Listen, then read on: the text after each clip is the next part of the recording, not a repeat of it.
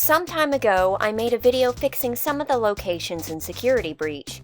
Or, specifically, what could have been added to fill in the many underutilized locations, such as how the prize corner could have benefited from an exclusive DJ Music Man-esque threat, such as the prize puppet, a wobbly space helmet-wearing puppet who would then stalk you back through the arcade after it caught you shoplifting. Or adding more metal spaghetti encounters such as in the cut boiler room section. Today I will be tackling only one location, a location that was severely underutilized in Security Breach, Bonnie Bowl. Before we begin, let me give you a once-over of Bonnie Bowl. Bonnie Bowl is a large bowling alley with virtually nothing to do in it, not even bowling. It used to have a minigame attached to it, but that was cut, so now you can't do that. It used to have a window over Roxy Raceway, that was cut too. You're only required to go here once in the entire game to get Monty Mystery Mix for Chica's Shattering mission. Why is it here? Well, it was discontinued, and instead of putting it anywhere in the entire building, they stuck it in the back of Bonnie Bowl. Or, more than likely, we needed something to do here, so just stick it here. Like how a random key for Mazer Size is shoved into the daycare basement.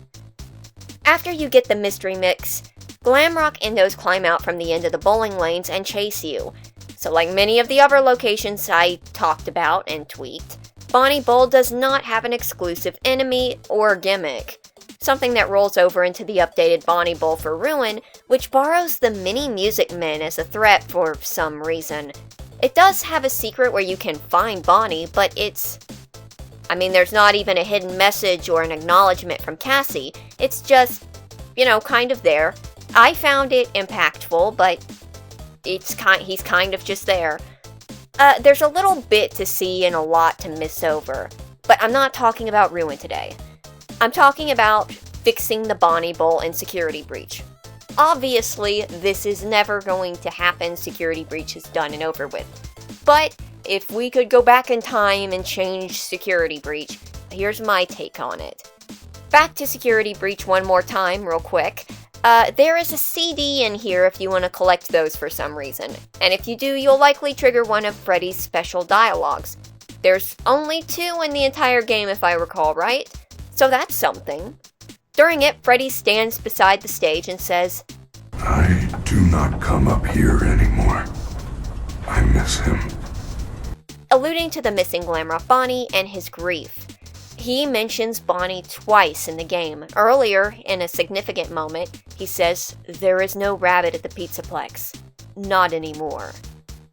But those are the only times that Freddy mentions Bonnie. It doesn't go anywhere past that point.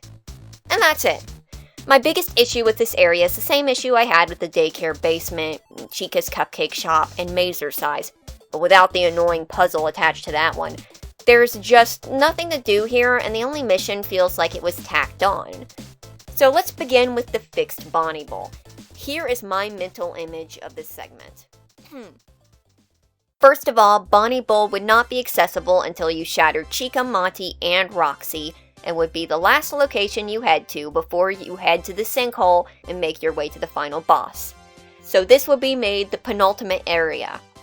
I also think, to make this work better, up until the point you reach Bonnie Bowl, Freddy should have at least 1 or 2 more mentions of Bonnie. Something like, "There used to be a cherry flavor of Fizzy Fast, but it was discontinued some time ago."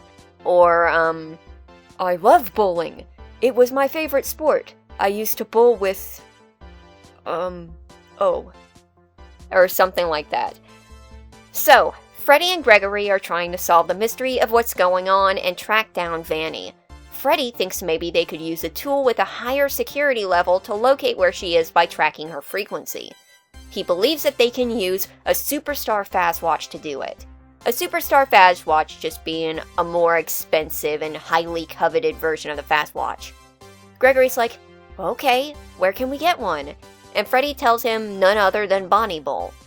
Now, since this is so far into the game, the other Glamrocks are shattered, Freddy is well aware of Vanny, and both Gregory and Freddy are well aware that they cannot trust Vanessa. So for the first time in the game, Freddy goes with Gregory and they head to Bonnie Bowl together. While heading up the stairs, or if the elevator loading screen is still implemented in this version, then during that, a dialogue activates between Freddy and Gregory. Gregory says, "How come there's a Bonnie bowl if there isn't a Bonnie?" Well, there used to be a Bonnie here. Bonnie the Bunny. He was the bassist before Monty." "Oh, wait, so is he here? He's not going to be like the others, is he?" "No, he is not here. At least I am almost certain he will not be." As they leave the elevator and head through the lobby section and the arcade, the dialogue continues. Gregory is in Freddy at this time, and his pace is slow enough to match with the talking, but you can still go around and look around and explore, looking at the trophies and the flyers on the walls. Well, where is he then? "I do not know. One day he disappeared and nobody could find him. We searched the entire Pizzaplex, but there was no sign of him." Freddy automatically stops in this hallway. "I miss him." "Oh, I'm sorry I asked." No, it is fine. I am glad to answer any of your questions. Although we should probably focus on getting that Superstar Fazwatch. Yeah. Freddy heads through the doors into the bowling alley area. There is a brief cutscene of us looking around, giving a view of the bowling alley, before Freddy zeroes in on the side of a trophy case. Freddy is let out of his chest and turns back to see Freddy pointing towards the case. "It should be right in there." We are now given full control of Gregory and can wander around a little in the bowling alley. Upon approaching the trophy case, there is another cutscene of Gregory walking up and looking down through the case at the Superstar Fazwatch. It basically looks the same as Gregory's Fazwatch, except it has stars on the band. There is a sign that says what it is and that you can win it, yada yada. This is it! How can we get this case open? I am afraid the only way to get the Superstar Fazwatch is to win it in a bowling duel. Can't you just smash the case? Like, that? What? No, that would be destruction of property. It wouldn't be the first time we've done it. That was different. I am not authorized to open the glass unless someone beats the challenge. But you can win the Fazwatch, and then I can rightfully give it to you. Alright, what do I have to do? It is very simple. All you must do is defeat the reigning bowling champion at a game of bowling, and then you win. Normally there would be more opponents, but in this case you can go directly against the champion. It is me, Freddy Fazbear. So we're going bowling? Yes. That doesn't sound so hard. Freddy walks down the steps into the bowling area. We can only see a little bit of him as he grabs a bowling ball out of view and then walks over to a lane. As he does this, he is still talking. Do not be so sure, Gregory.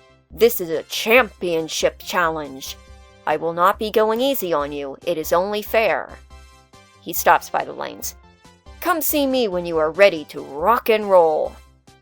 The player is once again in control of Gregory, and if they want to, they can go explore again and find secrets or see the sights before they approach Freddy. There are no immediate threats in the area, so it's safe unless you leave Bonnie Bowl. Once you are ready, you approach Freddy. You get this line of dialogue. Are you ready, Superstar? You then get a basic yes or no prompt. If you go no, Freddy says, I see. Come back when you are ready. Basic line, really, but it's just a no prompt.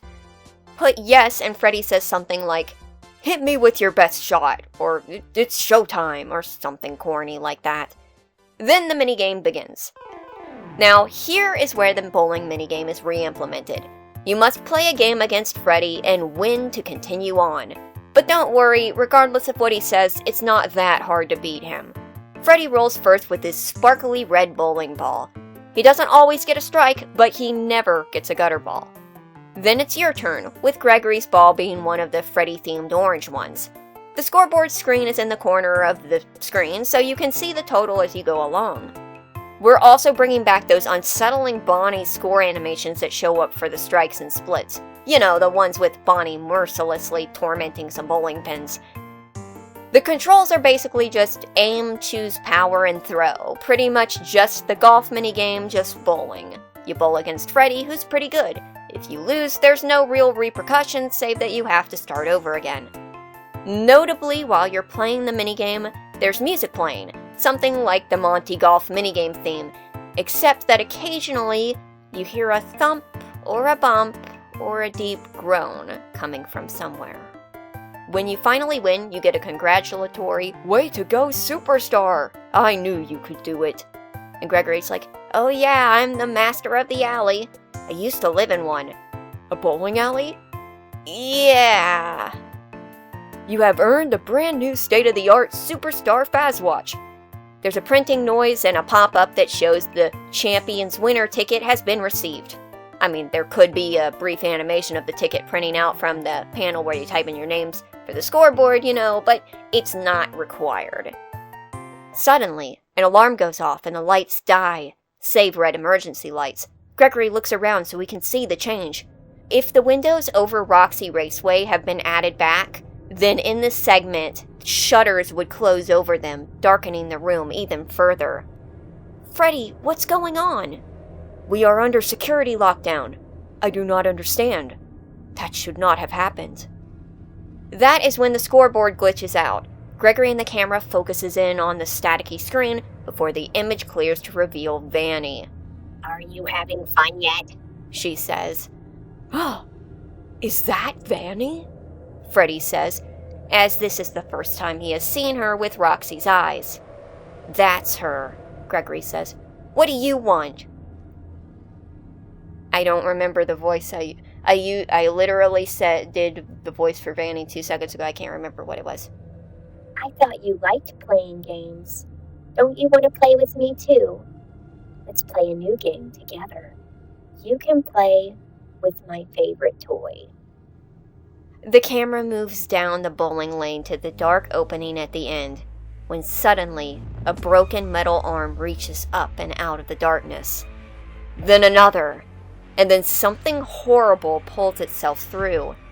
Its head is barely hanging on, hung upside down, its body twisted and broken, plating mere pieces crumbling and crunching as it twists its body through the hole. It has an extra arm that doesn't belong to it, its legs detached, only connected by a thick spine wire and dragging uselessly behind it. More wires spill out like guts from its gaped chest. There's a large hollow gape in its head, where it is missing an eye socket, but through the hole in the remaining socket there's glowing red eyes. A pair of rabbit ears drag underneath its draped head. Freddy gasps. "Bonnie?" Shattered Bonnie lets out a guttural noise, this wet mechanical sound, and shudders before it speaks. I'm back. And then Bonnie starts crawling down the lane towards them. Back to Gregory's POV. He calls for Freddy, but Freddy is in a state of shock and can't respond. Seeing Shattered Bonnie get closer, Gregory snatches up a bowling ball and tosses it down the lane, hitting him in the face. He recoils, staggering back and sliding further into the end of the lane. The pin resetter hits him with a crack, but he climbs back out. That is when the boss fight begins. In a disturbing twist on the bowling minigame, Gregory has to bowl to damage Shattered Bonnie. Instead of hitting pins, you have to aim and hit Bonnie's upside down head enough to push him back to where the pin setter will damage his body. The more strength you use, the further he goes back, but a stronger roll takes more time, and in between that and the ball return, you have Bonnie creeping and crawling in. Either halfway through or as an extra mechanic, I'm afraid it will make it significantly more difficult, but this is, or would be, one of the last bosses in the game. Bonnie starts coming out of and down other lanes, and you have to swap to those lanes, track him down, and fight him back. I'm thinking less like having Gregory detach and run over, and more minigame controls, pressing a trigger or similar button to jump to the next lane, just to keep you on your toes. During the boss fight, there is some dialogue playing in the background. Shattered Bonnie still speaks in William Afton's distorted voice, replicating phrases that we might recognize from past games. Glitchy and staticky in a way that I haven't the tools to replicate. Trust me, I've tried. Let's see how many times you can be pulled apart. and put back together again. Freddy's dialogue progresses from denial. It cannot be. Bonnie? Is that him? To desperation. Bonnie, please, you do not want to do this. Resist her! And yes, those are recycled lines from the cutscene for where Glamrock Freddy is shattered by his mayonnaise. I'll explain that later. And eventually realization. That is not him. That is not Bonnie. That is not my friend. So you continue whittling down Shattered Bonnie's health. There is no health bar, but every time he is pushed back into the pin setters, he gets a little more damaged. So you can visibly see the decline of his body as you wallop him with hit after hit. Then after the last hit, the boss fight is over and immediately cuts into a third-person cutscene. At this point, Shattered Bonnie is beyond ruined.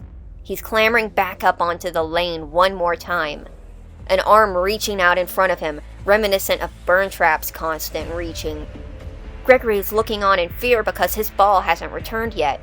But then we see Freddy reach and grab his own ball and then step in front of Gregory, who looks up in surprise. We cut to Freddy staring down the lane at the remains of Bonnie with a somber look. Yes, the Glamrocks do emote look in the intro. There's a cut to us seeing Bonnie's twisted face. There is no remorse. Its eyes are lifeless.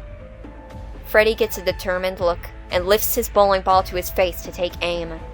It is in the second that we see the name engraved on the red bowling ball. It is Bonnie's.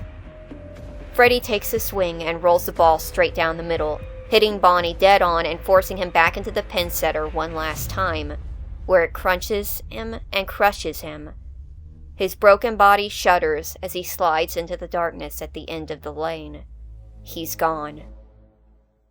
Freddy drops to his knees, and Gregory runs to him.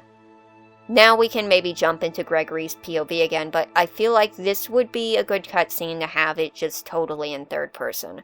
Though then again, first person would allow us to see directly into Freddy's eyes and expression, more in person. Are you okay? I am not. No. Oh, Bonnie. How could this happen? Gregory hesitates beside him. Then he hugs Freddy. This is the first time he's shown physical affection to Freddy, and as established by his personality thus far, this is unusual for him. If it's in first-person POV, it cuts back to third-person for a moment so we can see Freddy hug him back. They separate a moment later. Scene of camera zooming in on Bonnie's red eye dimming, with Gregory's voice backing it. Was that Bonnie? He asks. No, that was not him. It was her. The reason my friends have been hunting you, the reason Bonnie disappeared, it was her the whole time. She did something to them. Bonnie was nothing more than her puppet.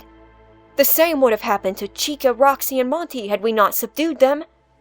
It still could now in their broken states. I bet she's behind all those kids who went missing too, Gregory sneers. Freddy looks to him with determination. We must stop Vanny. I'm unsure if there should be a scene of Freddy taking out the Fast Watch and deputizing Gregory, which would be cute but might also be a little jarring after the Bonnie stuff, or if there should just be a fade to black, fade in with Gregory walking out of Bonnie Bowl looking down at the new watch on his arm. Both of these could work, but either way that's the end of Bonnie Bowl and Bonnie the Bunny. Alright, now let me deconstruct this scene's importance, the whole boss battle, the cutscenes, why this would have benefited the game and the story. Firstly, it not only gives an explanation to why the animatronics are acting aggressive, but it shows the evilness of Vanny's plan by showing what she intends to do with all of them. Right now they're just acting strange, but eventually they will all become Afton replicating puppets just like Bonnie was broken down into, until none of his previous self remained. This makes Vanny a more imposing threat, and gives her more credibility as the villain, and subtextually forgives Gregory's guilt of shattering the animatronics by reframing them not as innocent bots doing their jobs, and thus makes them just tools to Vanny. It makes Vanny seem more like the villain that she's supposed to be. It also gives a conclusion to the missing Bonnie arc in-game, and with a sizable gut punch along with it. A largely visual story beat that not only sums up what happened to him, but gives a disturbing boss fight along with it. A proper climax and end. No more questions, we just have answers. It also builds up on Freddy mentioning Bonnie. Instead of just mentioning him twice, he mentions him a few times, and then that has a big payoff. Also, I feel like this would be an adequate replacement for the Shattered Freddy segment.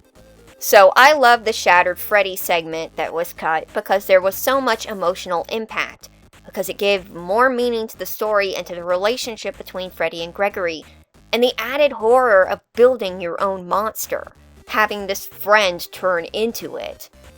If we can't have that, then Shattered Bonnie is the next best thing. It adds an emotional story beat by having Freddy reluctantly destroy the remains of someone who he once loved, like it would have been if Gregory had to square up against a controlled Freddy. It has the body horror of Bonnie's broken form and having Afton's voice pour out of it. And it adds into Freddy and Gregory's relationship significantly, both in significant moments like Gregory comforting Freddy, and in the more subtle moments like Freddy stepping up in front of Gregory and facing off against Bonnie. He didn't just put Bonnie's puppeteered body out of commission for Bonnie's sake, he also did it for Gregory. And I'd like to add something really quick here. I say that Bonnie speaks with Afton's voice, but that doesn't necessarily say that in this would-be remake of Security Breach that Afton actually came back. In fact, that would lend credence to Vanny trying to replicate Afton by, well, quite literally replicating Afton. Finally, this fixes a big plot hole, or missing segment in Security Breach. So after Gregory shatters all 3 animatronics, he and Freddy head to the sinkhole. Unless they added a line in, which I don't recall them doing, there is no reason that Gregory and Freddy then head to the sinkhole. There is nothing that points them in that direction, and no dialogue until they find the elevator and Freddy mentions it as a one and done. In this case, the updated Fazwatch will mark the location on his map. Plus, you could then use the upgraded Fazwatch for the final boss if you wanted to try for a more traditional office segment. Oh, also, it gives another unique boss fight. The only one I can think of that really takes advantage of the gimmicks of the area. Except for maybe the Sun and Moon boss fight. All in all, at the very least, it gives the location an exclusive purpose that separates it from the others. Like how the West Arcade is so memorable from its boss fight, even though it lacks a minigame or much else to do. Save the Princess Quest minigame there, but that could be put anywhere. No, it was the feel of it that made it so memorable, and likewise I could see this doing the same. It really stands out. And while the boss battle is a little gratuitous and a little campy, I feel like there's something so equally fun and sad about this scene that would have brought something special to the final product. But hey, that's just me. Someday I'll maybe do another video wrapping up the rest of the underutilized Security Breach locations, but for now, thank you for watching.